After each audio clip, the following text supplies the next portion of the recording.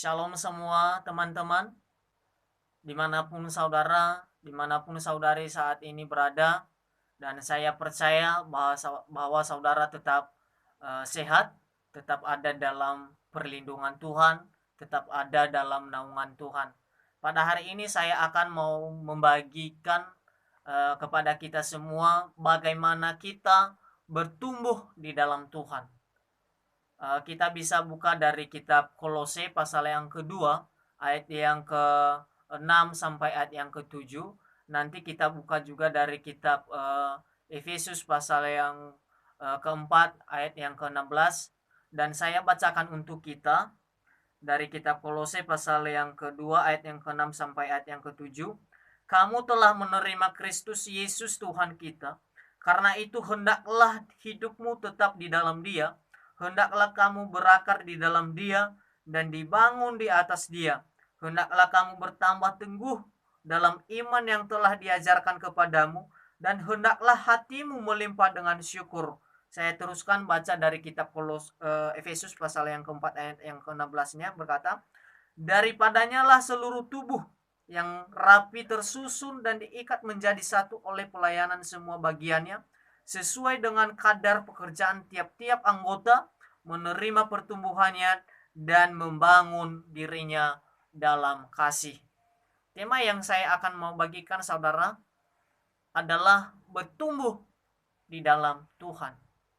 Nasihat ini disampaikan oleh seorang hamba Tuhan dari penjara kepada jemaat yang dipimpinnya, bagaimana supaya jemaat bertumbuh dalam Tuhan, ya, bagaimana jemaat-jemaat yang ada di Kolose mereka bertumbuh di dalam Tuhan. Dan yang kita pelajari pada saat ini saudara, bagaimana kita bertumbuh di dalam Tuhan. Yang pertama, poin pertama yang akan saya bagikan kepada kita semua, kepada saudara semua, adalah kita harus menerima Yesus itu dalam kehidupan kita. Kalau dia berkata di firman Tuhan berkata di Yohanes pasal yang ke-1 ayat yang ke-12 berkata, tetapi semua orang yang menerimanya diberinya kuasa supaya menjadi anak-anak Allah, yaitu mereka yang percaya dalam namanya. Bahwa kita tahu bahwa ketika kita menerima Yesus itu adalah sebagai Raja, sebagai Tuhan dalam kehidupan kita, bahwa Tuhan sudah memberikan kita kuasa, bahwa Tuhan sudah memberikan kita otoritas. Ya. Kalau kita bertumbuh di dalam Tuhan, kalau kita mau bertumbuh di dalam Tuhan, kita harus menerima pribadi Yesus itu dalam kehidupan kita.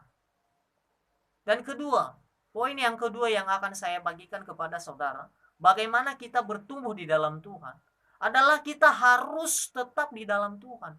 Kita harus tetap di dalam Tuhan. Artinya kita tetap harus tinggal di dalamnya Tuhan. Sistem hubungan kita dengan Tuhan adalah sistem 24 jam. Kita harus tetap di dalamnya Tuhan itu selama 24 jam. Tuhan sudah kasih kita waktu 24 jam. Tapi bagaimana kita menggunakan waktu yang ada? Bagaimana kita menggunakan kesempatan yang ada? Dalam 24 jam itu, bagaimana kita membangun hubungan kita dengan Tuhan? Bagaimana kita tetap tinggal di dalamnya Tuhan? Saya yakin dan saudara bahwa dalam 24 jam itu saudara semua bisa membagi waktunya, bisa juga bekerja, bisa juga mengambil waktu untuk secara pribadi, bagaimana mengucap syukur kepada Tuhan, bagaimana kita bagaimana kita membangun hubungan yang dekat dengan Tuhan. Saudara-saudara yang dikasihi oleh Tuhan, bahwa kita tahu bahwa satu detik pun jangan kita berikan kesempatan kepada iblis. Kenapa jangan kita memberikan kesempatan kepada iblis? Karena kita harus berjaga-jaga. Karena kita harus tetap tinggal di dalam Tuhan. Supaya kita bertumbuh terus di dalam Tuhan. Bertumbuh terus di dalam kasih Tuhan. Kita tetap ada di dalam Tuhan. Kita tetap harus tinggal di dalam Tuhan. Kita harus menjaga waktu-waktu demi waktu yang ada. Doa kita adalah senjata kita membangun hubungan kita kepada Tuhan. Bahwa doa itu adalah sangat penting bagi kita semua. Bahwa doa itu adalah sebagai alat komunikasi kita. Sebagai seruan kita. Bagaimana kita bisa berhubungan dengan Tuhan. Bagaimana kita bisa berkomunikasi dengan Tuhan. Bagaimana kita bisa ngomong sama Tuhan. Bagaimana kita bisa curhat kepada Tuhan. Adalah bagaimana kita bisa bertumbuh di dalam Tuhan. Adalah melalui doa. Ketika bangun pagi, kita berdoa, kita mengucap syukur kepada Tuhan. Ketika malam kita berdoa, baca Alkitab, kita memuji Tuhan, kita menyembah Tuhan. Itu adalah semua bisa kita lakukan itu supaya kita bisa menjadi orang-orang yang bertumbuh di dalam Kristus. Dan poin yang ketiga yang akan saya bagikan kepada kita semua saudara adalah kita harus berakar di dalamnya Tuhan. Bangun hubungan yang intim setiap saat. Di mana saja kita harus membangun hubungan yang intim. Hubungan yang dekat dengan Tuhan. Bagaimana caranya? Adalah kita harus berdoa, membaca firman Tuhan. Baca Alkitab setiap hari. Di mana waktu yang kosong, kita ambil waktu kita untuk membaca firman Tuhan. Supaya kita tetap bertumbuh di dalam Tuhan. Seperti tumbuhan tanpa akar pasti tidak bertumbuh. Kita tahu bahwa tumbuh-tumbuhan kalau tidak ada akar pasti tidak akan tumbuh. Begitu juga kita kalau kita tidak hidup berdasarkan firman Tuhan. Berarti kalau kita tidak hidup berdasarkan firman Tuhan, bahwa hidup kita tidak akan berarti. Saudara yang dikasihi oleh Tuhan.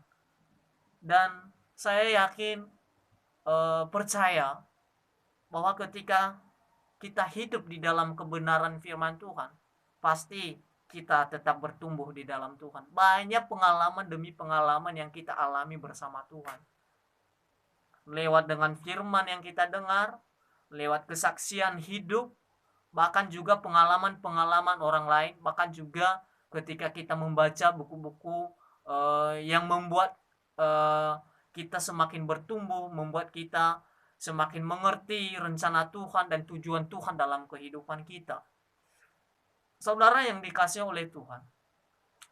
Dan poin yang keempat yang akan saya bagikan untuk kita semua adalah kita harus dibangun di atas Dia. Kita harus sadar bahwa kita ini harus dibangun di atasnya Tuhan. Harus dibangun di atasnya Kristus. Bahwa Yesus adalah batu karang yang teguh. Di dalam Dia kita dibangun teguh. Siap menghadapi badai kehidupan. Kita harus siap. Karena kita harus dibangun di atas Dia. Kalau di Kisah Para Rasul pasal yang keempat ayat yang ke-11 dia berkata, Yesus adalah batu yang dibuang oleh tukang-tukang bangunan, yaitu kamu sendiri. Namun ia telah menjadi batu penjuru. Kita harus mengerti itu saudara. Kita harus tahu bahwa Tuhan itu adalah sebagai gunung batu. Bahwa Tuhan itu adalah sebagai yang harus kita lihat. Yang harus kita pelajari. Bagaimana Tuhan itu dalam kehidupan kita. Bagaimana kita hidup di dalamnya Tuhan. Bagaimana kita itu hidup tetap bertumbuh di dalam Tuhan. Tetap mengalami kasih Tuhan dalam kehidupan kita sehari-hari. Dan poin yang kelima saudara. Kita harus bertambah teguh di dalam Dia. Kita harus bertambah teguh di dalam Tuhan. Kita harus bertambah teguh di dalam Kristus. Supaya kita tetap bertumbuh di dalam Tuhan. Semakin kita mengenal Kristus dalam kehidupan kita, kita harus semakin mencintai Dia. Kita harus mencintai Tuhan. Kita harus mengasihi Tuhan. Semakin mengasihinya, semakin teguh di dalam Tuhan. Kita harus semakin teguh di dalam Tuhan. Bagaimana kita bisa bertumbuh? Kita harus mengenal Yesus itu dalam pribadi kita, secara pribadi kita. Kita harus mencintai Tuhan. Kita harus mengasihi Dia. Kita harus semakin teguh di dalam Tuhan. Supaya kita itu tetap bertumbuh di dalam Tuhan. Supaya kita tetap mengalami Tuhan secara pribadi, lepas pribadi.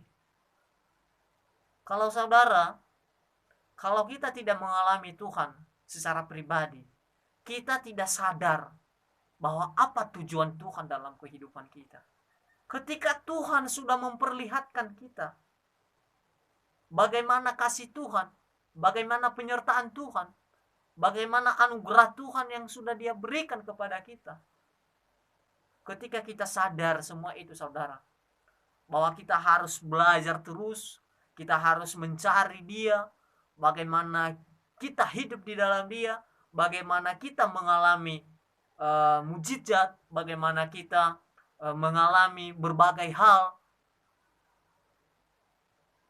Semua sudah dilakukan Tuhan, tinggal bagian kita.